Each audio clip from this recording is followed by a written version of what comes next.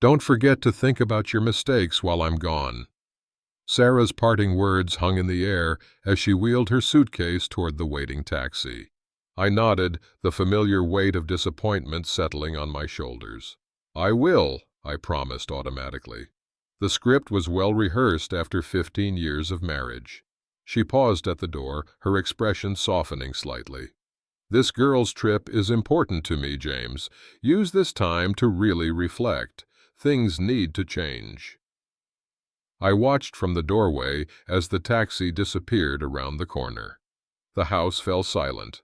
No subtle sighs of disapproval, no corrections about where I'd placed something, no suggestions for how I could improve.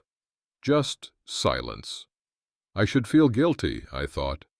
I should be making a mental inventory of my shortcomings, preparing my apologies for her return. Instead, I felt something unexpected. I felt relief.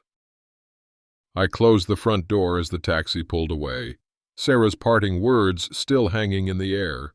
"Don't forget to think about your mistakes while I'm gone."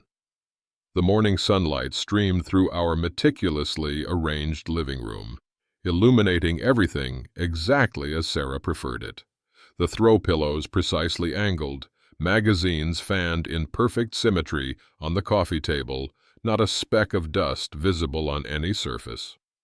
"This girl's trip is important to me, James," she'd said while zipping her suitcase. "Use this time to really reflect.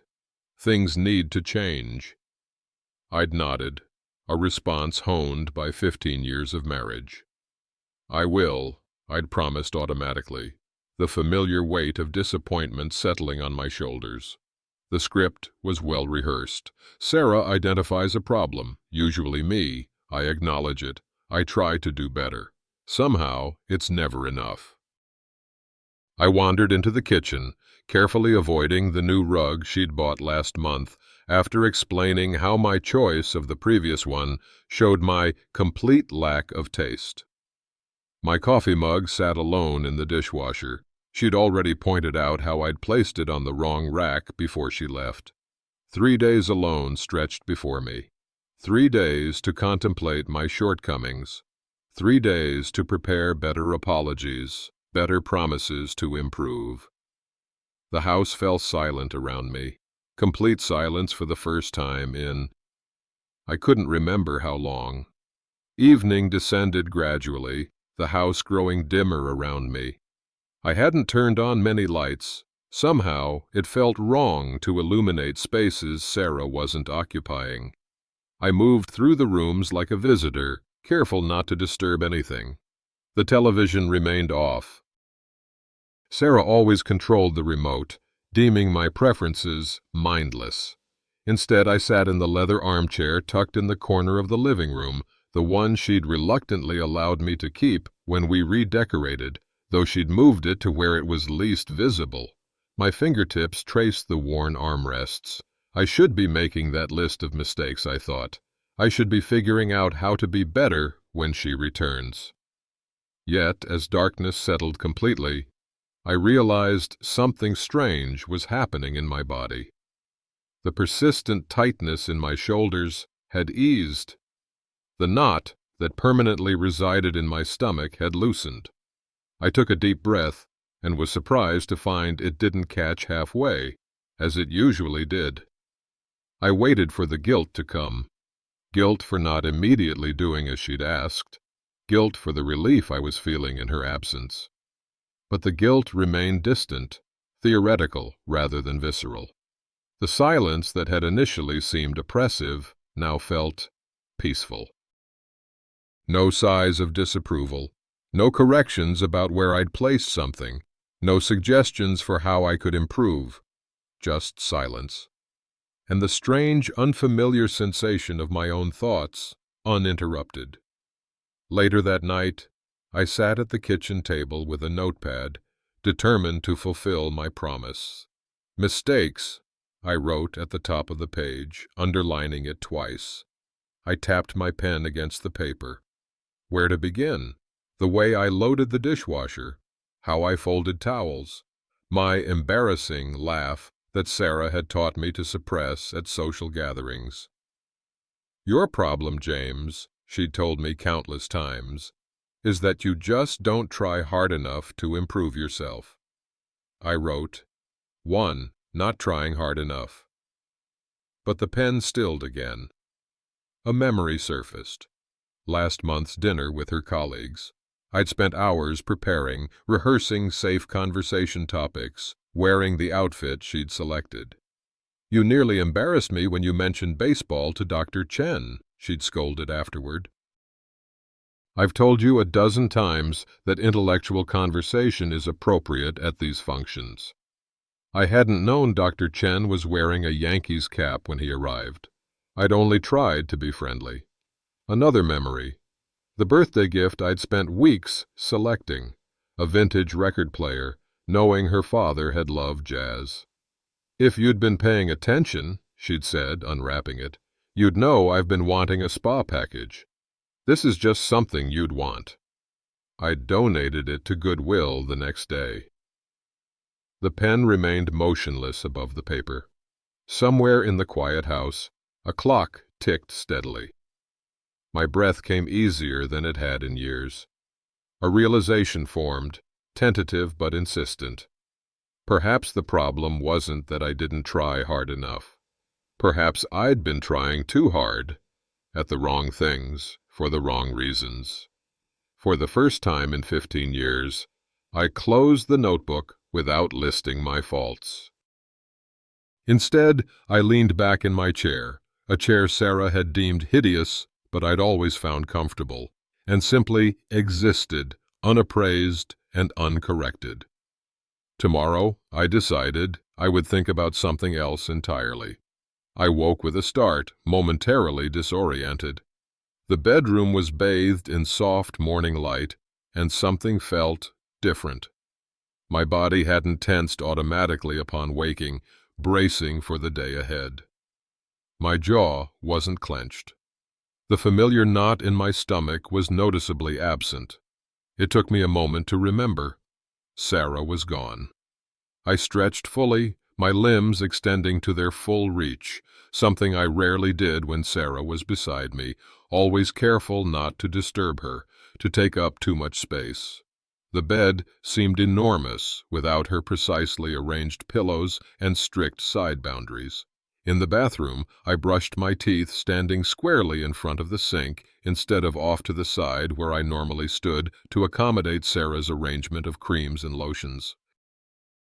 I showered without rushing, letting the water run hotter than Sarah preferred, steam filling the bathroom in a way that would have earned a lecture about moisture damage.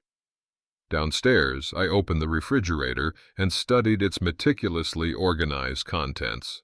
Sarah's voice echoed in my mind. "You need to watch your cholesterol, James. At your age, you can't eat like you used to." But today, my body, this mysteriously relaxed, loosened body, craved something different. I pulled out eggs, bacon, and cheese. Sarah had banned full-fat cheese years ago, but I discovered a small block hidden behind the yogurt containers last week. I cooked without wiping down the stovetop between steps, something that would have earned a deep sigh and pointed comment. The smell of bacon filled the kitchen, rich, savory, forbidden. I felt a twinge of guilt, quickly followed by a strange realization. I was a 62-year-old man feeling guilty about cooking bacon in my own home. I sat at the kitchen table in my bathrobe, another violation of Sarah's standards for proper attire at meals, and ate slowly, savoring each bite without commentary on my chewing habits or reminders about sodium content. Later that morning, I found myself in Sarah's study, a room I rarely entered without explicit invitation. Everything was arranged with precision, desk accessories at perfect right angles, books sorted by size and color rather than content. A framed photo caught my eye. Our wedding day, both of us smiling. I couldn't remember the last time Sarah had smiled at me like that. "Your posture was terrible during the ceremony," she'd said afterward, reviewing our wedding photos. It ruins half these shots. You should have listened when I told you to stand up straight. I set the photo down, the memory triggering others in rapid succession. James, you embarrassed me in front of everyone, Sarah's voice from 3 years ago after a dinner party. Going on about your father's fishing trips like anyone cares. Can't you read a room? See how Dr. Mitchell's wife changed the subject? I'd stopped sharing stories about my father after that. If you'd just make an effort with your appearance, Sarah, during our 10th anniversary trip, I wouldn't have to worry about being seen with you. That shirt makes you look like you've given up on life. I'd discarded the comfortable blue Oxford she'd been referring to, despite it being a gift from my sister. Your laugh is too loud, James. It draws attention. That criticism from our 2nd year of marriage, I couldn't remember the last time I'd laughed freely in public. Why can't you be more like Richard? She'd ask after evenings with her colleague and his wife. He knows how to engage intellectually. You just sit there like a lump. I wandered to the bookshelves where a small wooden carving was tucked behind reference books, a loon my father had carved before his death. Sarah had called it tacky when I'd displayed it on our mantel. The room suddenly felt airless, constricting. I moved to Sarah's desk where her planner lay open. Notes for each day were written in her precise handwriting, including reminders about me. Call James about dry cleaning. Remind James about his cholesterol test. Check if James made dentist appointment. I was a task to be managed, a project perpetually failing to meet specifications. That evening, I sat in my leather chair with a notebook, not the one I'd started my mistakes list in, but an old journal I'd found in my desk drawer. Sarah had discouraged journaling, saying I was overthinking things when I'd mentioned wanting to start the practice years ago. The empty page waited. I touched the pen to paper, not to catalog my failures as instructed, but to write something else entirely. What happened to us? The question sat starkly on the white page. I added another. When did I become someone who needs constant correction? I thought back to my life before Sarah, to colleagues who had valued my input, to friends who had enjoyed my company without providing improvement notes afterward, to family dinners where my stories were met with laughter and interest rather than embarrassment. I hadn't always been this diminished version of myself. I'd had opinions, preferences, even disagreements with others that didn't leave me feeling ashamed or inadequate. What if, I wrote slowly, each letter deliberate, the problem isn't me? The thought felt both treasonous and liberating. My hand trembled slightly as I continued. What if no amount of changing will ever be enough? I stared at the words, expecting the familiar wave of guilt to crash over me. Instead, something else rose in its place, a clarity I hadn't experienced in years. This wasn't about loading the dishwasher incorrectly or choosing the wrong shirt. This was about a fundamental message repeated in 1,000 different ways. You are not enough. You will never be enough. I closed the journal, feeling both lighter and heavier simultaneously. The realization sat in my chest, painful, but somehow necessary, like setting a broken bone. Tomorrow, I decided as I prepared for bed in the quiet house, I wouldn't spend another minute thinking about my mistakes. Instead, I would examine our marriage with the same critical eye Sarah had always turned on me. The thought should have terrified me. Instead, I slept more soundly than I had in years. I woke on the second morning of Sarah's absence with a sense of purpose I hadn't felt in years. The customary fog of anxiety that typically clouded my mind had lifted, replaced by a clarity that felt almost foreign. My journal entry from the previous night sat on the nightstand. What if the problem isn't me? The question had transformed from treasonous thought to legitimate hypothesis overnight. And I showered methodically, mentally organizing my approach. This wasn't about emotional reaction. Sarah had always dismissed my feelings as overly sensitive or dramatic. No, today required something she had always respected: systematic analysis. In the kitchen, I brewed coffee, strong, the way I preferred it, rather than the weak blend Sarah insisted was sophisticated. I moved a stack of her decorative cookbooks aside to clear space at the table, something I would never have done when she was home. From my office, I gathered supplies: a legal pad, colored pens, and my old day planner from the bottom drawer. Tools for excavation, for unearthing patterns long buried under the sediment of daily compromises. I hadn't planned to reclaim spaces in the house, but I noticed myself doing it instinctively, sitting in chairs that were usually just for show, putting my coffee mug directly on the table without a coaster, leaving the throw pillows slightly askew. The house felt different, less like a museum where I wasn't permitted to touch the exhibits, and more like a place where someone actually lived. Where I lived, I spread my materials across the kitchen table and wrote at the top of the legal pad: relationship pattern analysis. Then underneath, objective. Determine if criticism is constructive or controlling. For the first time in 15 years, I wasn't trying to fix myself. I was trying to understand what had happened to us. I began methodically, creating a timeline of our relationship: first date, courtship, engagement, early marriage. The point where things shifted wasn't immediately obvious, which surprised me.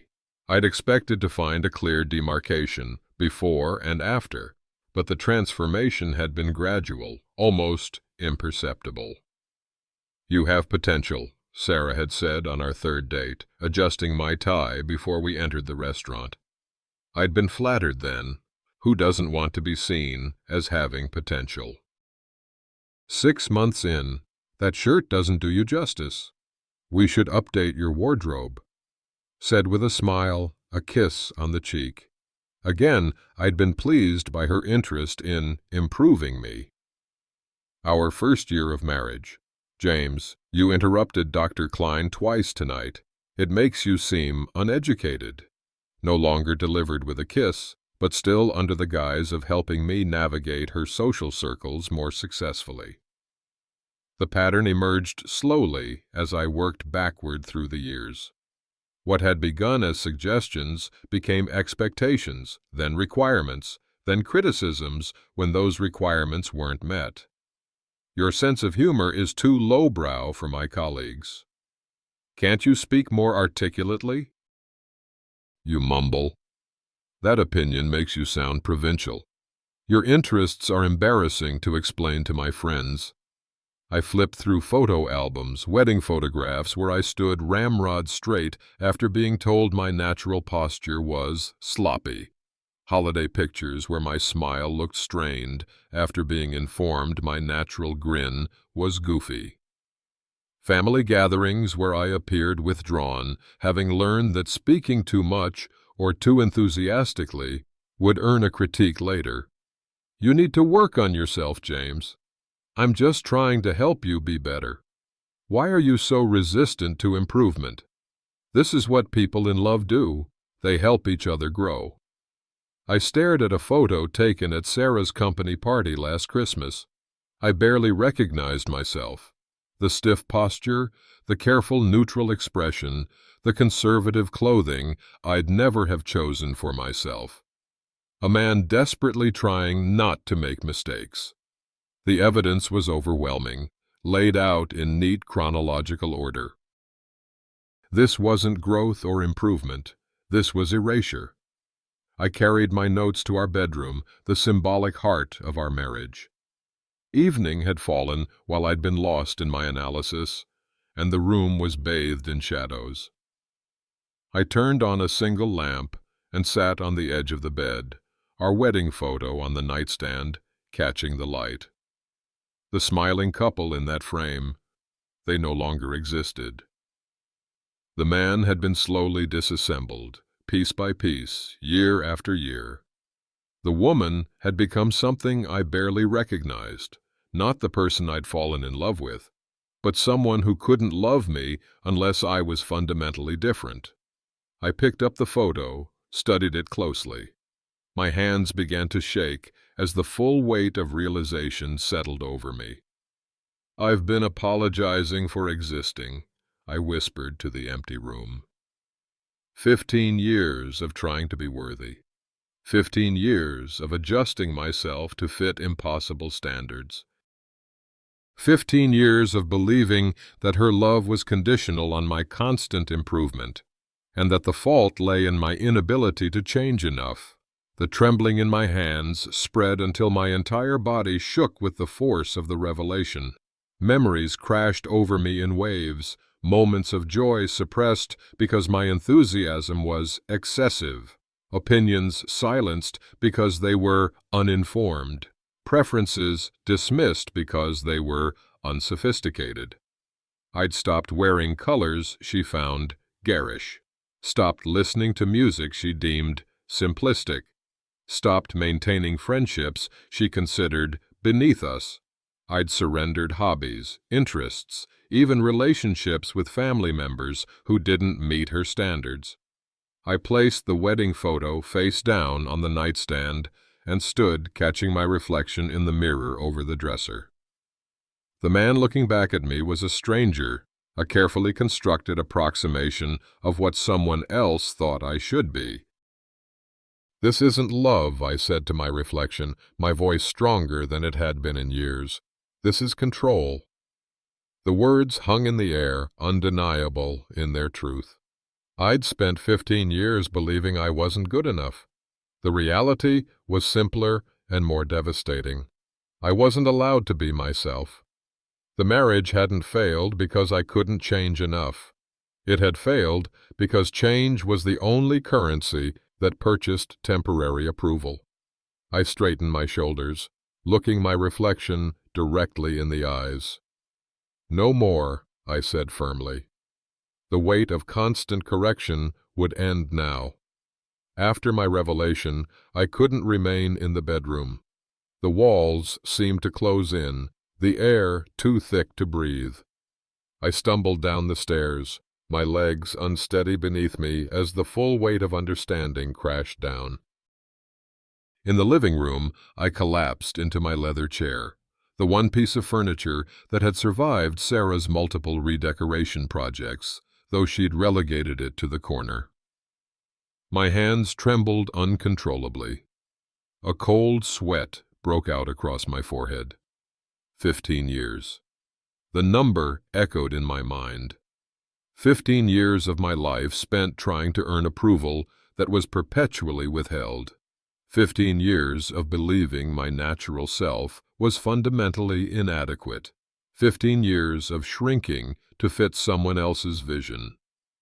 "Oh God," I whispered, the words escaping involuntarily.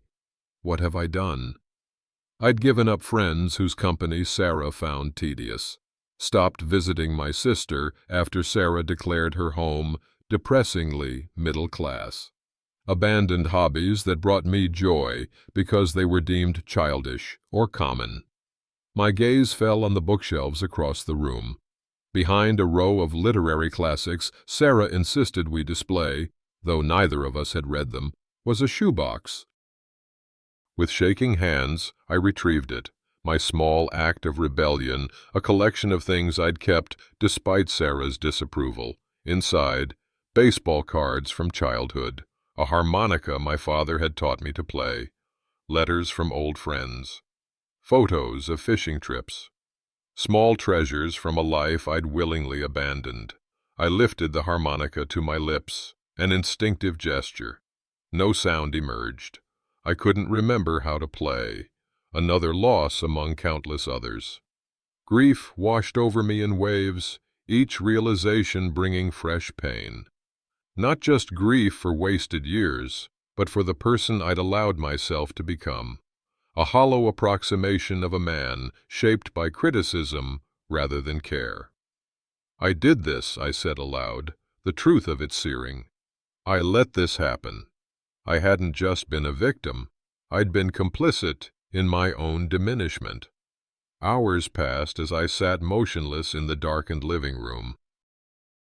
The house grew completely silent around me, not even the usual creaks and settling sounds penetrating the stillness. Outside, clouds obscured the moon and stars, leaving the world in perfect darkness. The question haunted me. Was it too late? At 62, after 15 years of systematic erasure, could I even remember who I was beneath the layers of correction and criticism? Who am I without her defining me? I asked the empty room. The question hung unanswered. I'd spent so long being told who I was, too loud, too emotional, too unsophisticated, too much, that I'd lost touch with my authentic self. Like a prisoner institutionalized after decades of confinement, I'd forgotten how to exist independently. I moved to the window, staring at my faint reflection in the glass. An old man looking back at me, shoulders permanently slumped from years of trying to appear smaller, less intrusive. Eyes that had learned to look down rather than meet disapproving gazes directly. "Is there anything left to salvage?" I whispered to my reflection. The crushing weight of lost opportunity settled over me. I would never get those years back. Never reclaim the relationships abandoned, the experiences foregone, the joy surrendered. The best years of my life spent in servitude to standards I could never meet. I pressed my forehead against the cool glass, closing my eyes against the desolation.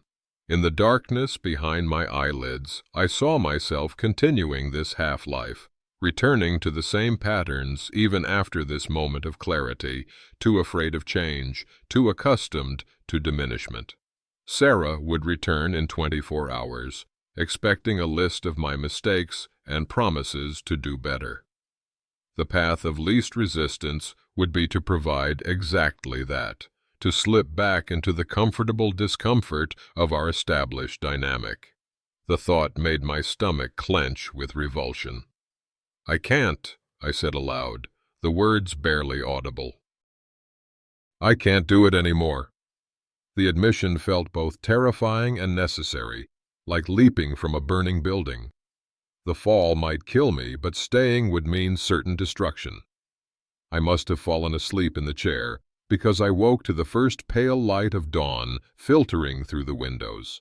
My body ached from the awkward position, but something had shifted during those hours of unconsciousness. The despair remained, but alongside it something else had emerged, a quiet, tentative resolve. I rose stiffly and moved to the kitchen, making coffee with deliberate motions. Each small action, choosing the mug I preferred rather than the ones Sarah insisted upon, using the coffee beans I'd hidden at the back of the pantry, felt like tiny reclamations. As the coffee brewed, I stood at the kitchen window watching the sun rise. Light gradually transformed the backyard from grayscale to color. The metaphor wasn't lost on me. "I don't know who I am anymore," I said to myself, "but I know this isn't it." I took my coffee onto the back porch, another small rebellion, as Sarah considered outdoor furniture common. The morning air was cool against my face, the silence broken only by birdsong. I breathed deeply, feeling my lungs expand fully for perhaps the first time in years. The path forward wasn't clear yet. How does one rebuild a self that's been systematically dismantled? Where does one even begin? But the question itself represented progress. For 15 years, I hadn't asked what I wanted or needed. I'd asked only how to be less disappointing, less embarrassing, less myself. I sipped my coffee, watching a cardinal land on the fence post. Its brilliant red feathers caught the morning light, unapologetically vivid. I wondered when I'd stopped seeing such everyday beauty, when I'd learned to filter the world through Sarah's lens of judgment rather than my own appreciation. "One step," I said quietly to the cardinal, which tilted its head as if listening. "Just one step at a time." I didn't have to have all the answers today. I didn't need to know exactly who I was or what would become of my marriage. I only needed enough courage for the next right action. As the sun cleared the horizon, casting long shadows across the yard, I felt something stir within me that I hadn't experienced in years. Not happiness exactly, the pain was still too fresh, the loss too profound, but possibility. Something had to change, and for the first time in 15 years, I was willing to be that something. The third morning of Sarah's absence dawned with purpose. I sat at my desk in the small home office, a space Sarah had largely ignored since it didn't feature in her entertaining plans, and turned on my computer. The screen's glow illuminated my determined expression as I typed "unhappy marriage options" into the search bar. The results were overwhelming: marriage counseling, separation, divorce, individual therapy. I created a document titled "Next Steps" and began methodically taking notes, organizing information with a clarity that surprised me. This wasn't emotional reaction. This was practical problem solving. I researched divorce laws in our state, learning about equitable distribution, alimony considerations for long-term marriages, the typical timeline for proceedings. The technical details provided a framework that helped contain the emotional magnitude of what I was contemplating. After 2 hours of focused research, I sat back and reviewed my notes. Marriage counseling seemed pointless. The fundamental issue wasn't communication, but control. Individual therapy might help me rebuild, but wouldn't address the immediate situation. Separation felt like prolonging the inevitable. That left divorce. The word no longer carried the stigma it might have when I was younger. At 62, I knew several friends who had started over after decades of marriage, finding unexpected contentment in their later years. I reached for the phone, hesitated, then pulled my hand back. This wasn't a decision to be made impulsively, nor was it one I should navigate alone. I needed professional guidance from someone who could objectively assess the situation. Opening a new browser tab, I searched for divorce attorneys in our area. I filtered for those with experience in long-term marriages and made a list of 3 who offered free initial consultations. Their websites showed dignified professionals who specialized in amicable dissolutions rather than combative proceedings. This wasn't about revenge. It was about reclaiming dignity. I picked up the phone and dialed the first number on my list. The law office of Patricia Hennings occupied the second floor of a converted Victorian home downtown. The waiting room featured comfortable leather chairs and tasteful artwork, nothing like the aggressive, shark-like imagery I'd half expected from a divorce attorney. When the receptionist called my name, I stood with surprising steadiness, considering the gravity of the step I was taking. Patricia Hennings was perhaps 50, with silver-streaked hair and reading glasses perched on top of her head. She stood to greet me with a firm handshake. "Mr. Mitchell, please have a seat and tell me what brings you in today." I settled into the chair across from her desk, hands clasped to keep them from trembling. "I've been married for 15 years, I began, my voice quieter than I intended. "I've recently realized the relationship is unhealthy." "Can you elaborate on unhealthy?" she asked, her tone professional but kind. I explained as objectively as possible the constant criticism, the systematic dismantling of my confidence, the perpetual message that I was fundamentally inadequate. Speaking the pattern aloud to another person made it sound even more disturbing than it had in my private reflections. Patricia nodded, making occasional notes. "What you're describing," she said when I finished, "is a form of emotional abuse. It's actually quite common in marriages, where one partner systematically controls and diminishes the other." The word abuse hung in the air between us. I'd never applied that term to my situation. "Is that what you think this is?" I asked. "Based on what you've described, yes. The question is what you want to do about it." I took a deep breath. "I think I want a divorce, but I'm not sure if I'm overreacting." "Mr. Mitchell, you're 62 years old. You've described a 15-year pattern of behavior that has diminished your sense of self-worth and autonomy. That's not something that typically changes without significant intervention, and even then, the success rate is low." She leaned forward slightly. "You deserve to live the rest of your life with dignity and peace." The simple validation nearly undid me. I blinked rapidly, fighting unexpected tears. "What would the process look like?" I managed to ask. Patricia outlined the steps: filing paperwork, financial disclosure, negotiation, potential mediation, eventual court approval. She explained how we could prepare documents now that would be ready when I decided to proceed. "My wife returns tomorrow," I said. "I want to be prepared." Patricia nodded, understanding the implication. "Then let's get started." I returned home with a portfolio containing draft divorce papers and Patricia's business card. The documents felt simultaneously heavy with significance and lightening with possibility. Patricia had advised me to consider my approach carefully. "The moment of confrontation sets the tone for everything that follows," she'd explained. "Be clear, be firm, but avoid unnecessary provocation." I placed the portfolio on my desk and began methodical preparations. First, I gathered financial documents, bank statements, investment accounts, retirement funds, property deed, and made copies, storing the originals in a safety deposit box I'd opened that afternoon.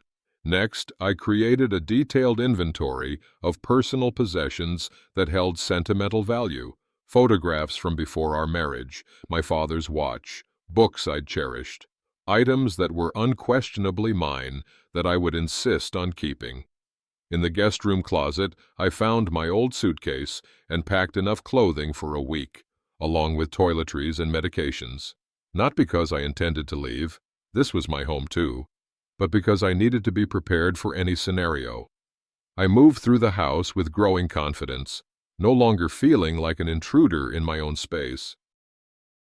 In the kitchen, I prepared a simple dinner and ate at the table without rushing or worrying about crumbs. Evening brought a sense of calm resolution rather than the anxiety I might have expected. I sat in my leather chair, reviewing Patricia's notes about what to expect during the initial confrontation. Sarah would likely cycle through predictable responses: shock, anger, bargaining, perhaps even sudden affection.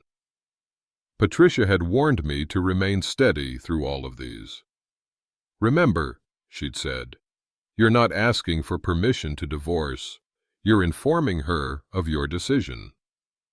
I placed the divorce papers on the coffee table, where they would be visible when Sarah returned tomorrow. The sight of them, official, undeniable, concrete, solidified my resolve. This wasn't just emotional revelation. This was decisive action. For 15 years, I'd been told to think about my mistakes. Instead, I discovered the fundamental mistake had been allowing someone else to define my worth. Yet that mistake, at least, I could begin to correct. Tomorrow, Sarah would return expecting apologies and promises to change. Instead, she would find a changed man. The morning of Sarah's return, I woke before dawn. Sleep had been fitful at best, my mind cycling through potential scenarios, rehearsing responses to predictable manipulation tactics. Patricia's advice echoed in my thoughts: stay calm, be direct, don't justify or defend your decision. I showered and dressed with deliberate care, choosing clothes I felt comfortable in rather than what Sarah would approve of. A simple blue Oxford shirt that I'd once loved, but had stopped wearing after Sarah commented that it made me look provincial. Comfortable jeans instead of the pressed slacks she preferred. The divorce papers remained on the coffee table where I'd placed them the night before. I straightened them slightly, then moved them to the side table, still visible but not confrontational. The positioning was symbolic, like everything else about this day would be. In the kitchen, I made coffee and toast, though my stomach was too knotted to eat much. The clock ticked steadily toward noon, when Sarah's taxi was scheduled to arrive. Each minute stretched painfully. I moved methodically through the house, not cleaning for her approval as I once would have, but simply occupying space, reminding myself that this was my home too. In the living room, I adjusted my leather chair, pulling it from its relegated corner to a more central position. Another small reclamation. At 11:45, I took up position in the entryway, standing straight, with shoulders back, rather than in my habitual defensive posture. Through the front window, I could see the street, empty now, but soon to deliver the moment I'd been preparing for. My palms were damp. My heart hammered against my ribs. But beneath the physical manifestations of anxiety, a core of resolve remained solid and unshakable. At precisely noon, a taxi appeared at the end of the street. My breath caught as it approached, then stopped in front of the house. Sarah emerged, paying the driver as he removed her luggage from the trunk. She looked exactly the same, elegant, poised, completely unaware that everything had changed. The front door opened. Our eyes met. "James," she said, her tone already containing a hint of the disappointment that had become her default. "You look different." I helped bring Sarah's luggage inside, a courtesy that felt strangely detached from our new reality. She moved through the entryway with practiced efficiency, already scanning for things to correct. "The house looks adequate," she said, though her tone suggested otherwise. "I hope you've had time to reflect as I suggested." We entered the living room. Her gaze fell immediately on my relocated chair, then skimmed to the divorce papers on the side table. A slight narrowing of her eyes was the only indication she'd noticed them. "Sarah," I said, my voice steadier than I'd expected, "we need to talk." She glanced at her watch. "Can it wait? I'm tired from the trip, and I have several calls to make." "No," I said simply. "It can't wait." Something in my tone caught her attention. She looked at me fully now, noticing the unfamiliar shirt, the straightened posture, the direct gaze. "What is it, James?" Her voice took on the concerned tone she used when preparing to explain how I'd disappointed her. I gestured to the couch. "Please sit down."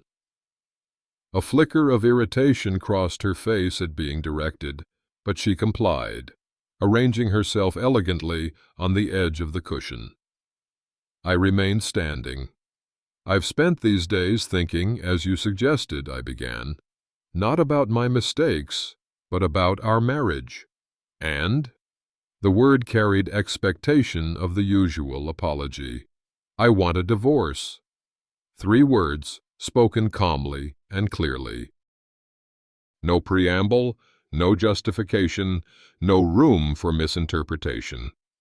Sarah's face went completely blank, as if her mind couldn't process the statement. Then a slight smile formed, dismissive and condescending. "Don't be ridiculous, James. Whatever issue you're having, we can discuss it reasonably." "This isn't an issue to discuss. It's a decision I've made." I reached for the papers, placing them on the coffee table between us. "I've consulted an attorney. These are the preliminary documents." The smile vanished. "You went to a lawyer, behind my back?" "Yes." "Why would you do something so extreme without talking to me first?" Her voice rose slightly, control slipping. Because our marriage has become harmful to me. Because I've spent 15 years being told I'm not good enough. Because I'm tired of apologizing for existing. Sarah stood abruptly. That's absurd. I've only ever tried to help you improve yourself. No, I said quietly. You've tried to make me into someone else entirely. Someone who meets your standards. That's not improvement, Sarah. That's erasure. Sarah's tactics shifted rapidly as she realized I was serious. The dismissive smile returned, now tinged with condescension. James, you're clearly going through something, she said, her voice softening to the tone she used when explaining complex matters to someone she considered less intelligent. Perhaps it's a midlife crisis. It's not uncommon for men your age. I remained silent, neither agreeing nor defending. She moved closer, her hand reaching out to touch my arm. Let's not make any hasty decisions. We can talk through whatever's bothering you. This isn't hasty, I replied, stepping back slightly from her touch. It's the result of careful consideration. Her expression hardened momentarily before shifting to wounded vulnerability. After everything I've done for you, I've dedicated years to this marriage, to helping you become better. I recognize you believe that, I said. But that's precisely the problem. A healthy marriage isn't about one person constantly trying to fix the other. Frustration flashed across her face before she tried another approach. Tears welled in her eyes, carefully controlled to appear authentic without risking mascara damage. I can't believe you'd throw away 15 years over a misunderstanding, she said, voice trembling perfectly. I love you, James. I've always wanted what's best for you. In the past, those tears would have devastated me, sent me scrambling to apologize. Now, I recognize them as tactical rather than genuine. I'm sorry you're upset, I said simply, but my decision stands. The tears vanished instantly, replaced by cold anger. You're making a fool of yourself. You'll regret this the moment you realize how incapable you are on your own. I absorbed the insult without flinching. That's your opinion, and you're entitled to it. Who put these ideas in your head? She demanded, pacing now. Was it your sister? She's always resented me for elevating you beyond her provincial little world. No one put ideas in my head, Sarah. For once, these are entirely my own thoughts. She stopped pacing, studying me with new calculation. Is there someone else? Is that what this is about? No. This is about me finally recognizing a pattern that's been harmful to me. Sarah's tactics cycled through increasingly desperate variations: bargaining, threats, appeals to financial security, subtle reminders of my inadequacies. Each attempt met the same calm, immovable response. Finally, she picked up the divorce papers, scanning them with narrowed eyes. When she looked up, something had changed in her expression. For the first time, I saw uncertainty. You're actually serious about this, she said, not quite a question. Yes. She set the papers down carefully, her movements precise and controlled. The manipulation tactics had failed, and we both knew it. This conversation isn't over, she said, but her voice lacked its usual authority. I know, I replied, but its outcome won't change. As we discussed, this is a no-fault divorce filing, Patricia explained, sliding the document across her desk for my signature. Given the circumstances, I've included provisions for equitable distribution of assets. 3 weeks had passed since Sarah's return and my announcement. The initial shock had given way to a coldly efficient negotiation process. Sarah had hired her own attorney, an aggressive specialist from a prestigious downtown firm. But even his tactics couldn't overcome the fundamental reality. Our marriage was over. "Will she contest any of this?" I asked, signing where indicated. "She might," Patricia replied, her tone measured. "Her attorney has already suggested that your sudden desire for divorce indicates mental instability." I looked up sharply. "Don't worry," Patricia continued. "That approach rarely succeeds, especially given the documentation we've assembled of the relationship dynamic. Judge Holbrook doesn't look kindly on attempts to pathologize reasonable decisions." I nodded, completing the signatures. Each stroke of the pen felt like cutting another thread that had bound me to a diminished existence. "What happens next?" I asked. "We file these today. Sarah will be formally served. Then we wait for her response, either agreement to the terms or objections we'll need to address." I had moved into the guest bedroom after our confrontation. Sarah had tried various approaches to regain control: icy silence, performative affection, sudden concern for my well-being. Each attempt met the same calm, immovable response. "She'll fight this," I said quietly. "Control is too important to her." Patricia gathered the documents efficiently. "Most people do fight at first, but reality has a way of asserting itself eventually."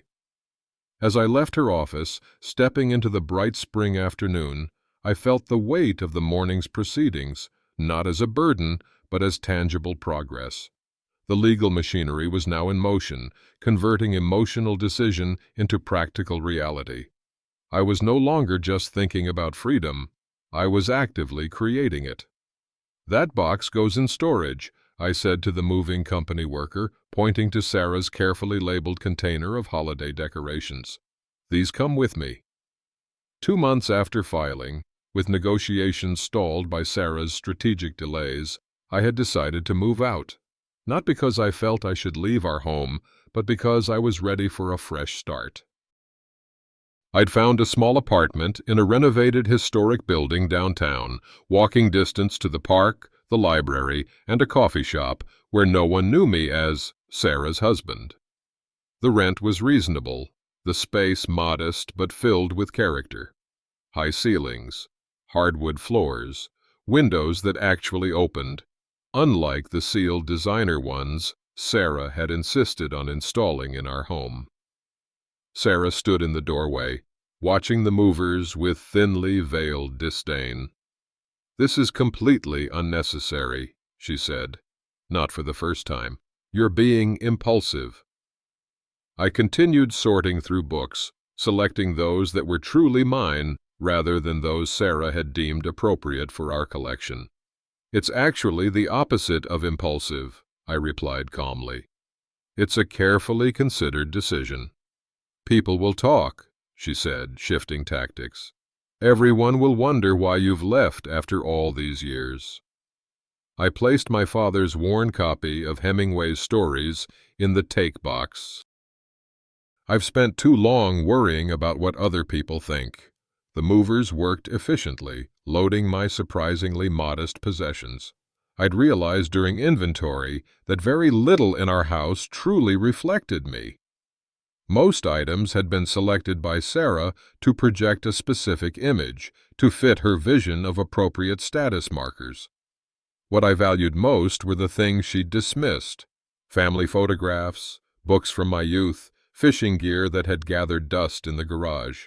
As the last box was loaded, I did a final walkthrough of the house that had been my home for 15 years. Each room held memories, not all of them painful. There had been moments of genuine connection, though they'd grown increasingly rare. Sarah waited by the front door. For a moment, her carefully maintained facade slipped, revealing something almost like uncertainty. "This doesn't have to be permanent," she said softly. I looked at her directly, without anger or accusation. "It already is." I stepped outside into the warm summer evening, closing the door gently behind me. 6 months later, I sat on the small balcony of my apartment, coffee mug in hand, watching the autumn leaves drift across the park across the street. The divorce had been finalized 3 weeks earlier, with surprisingly little drama at the end.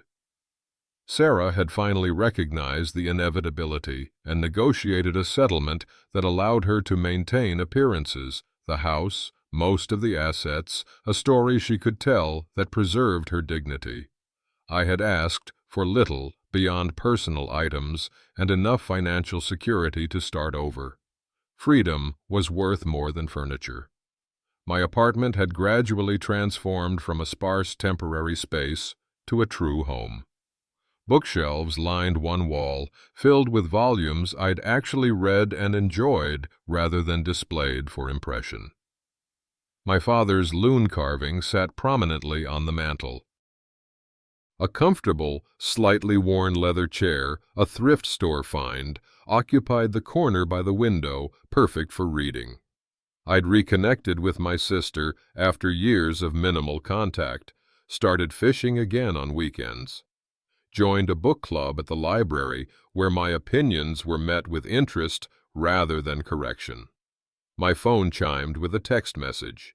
The volunteer coordinator at the community center confirming my schedule for tomorrow's adult literacy program. I'd started volunteering 2 months ago, discovering I had a knack for helping older adults navigate technology.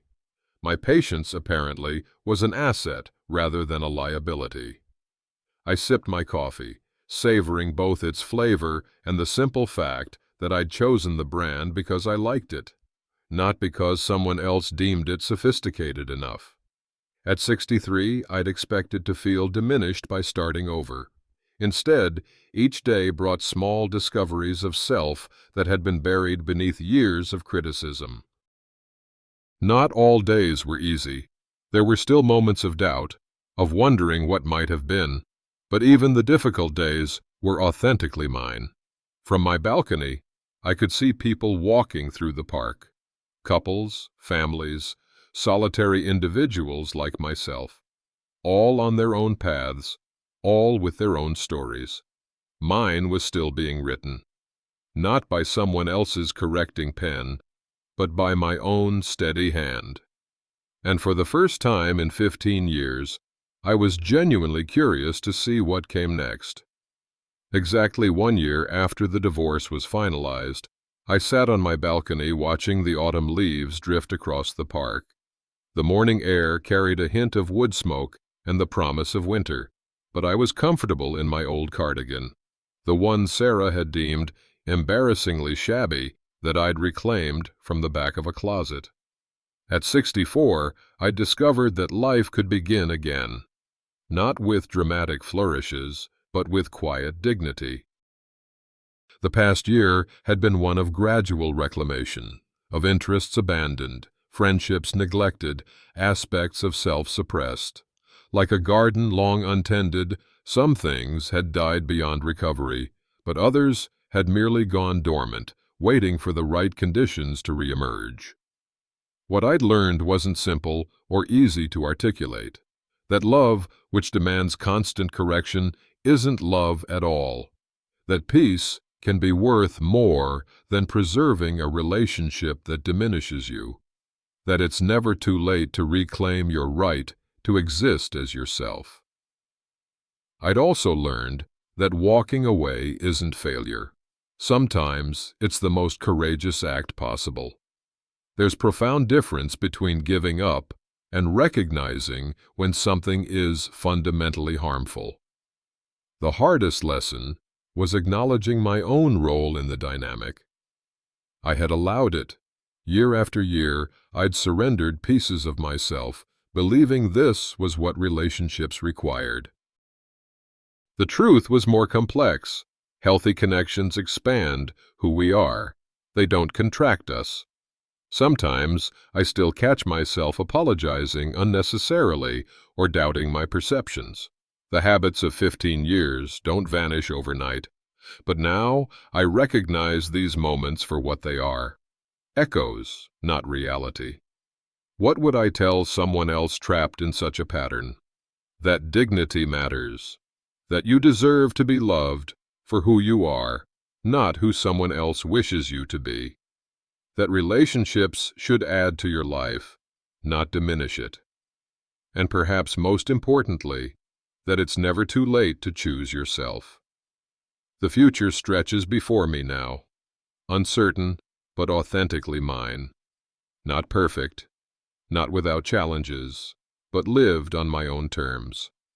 And in that simple fact, I've found a peace I never knew was possible.